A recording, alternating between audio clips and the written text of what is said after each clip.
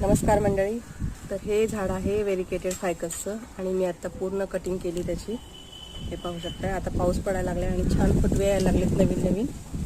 तर मग असा विचार केला की आता जर कटिंग केलं तर झाडाचे रूट्स तर आपले एकदम छान आहेत, जुनं झाड आहे. तर मग मस्त छान फूट होईल आणि झाड अगदी बुशी होईल आपलं. त्याच्या सुकलेल्या वगैरे फांद्या आहेत त्या काढून टाकल्यात मी आता. आणि आता अशा प्रकारे पहा, इथं सगळं झाड कटिंग करून घेतलंय. आणि मी आता काय करते, 8-8 इंचाचे अशा प्रकारचे कटिंगचे आहेत हे पहा.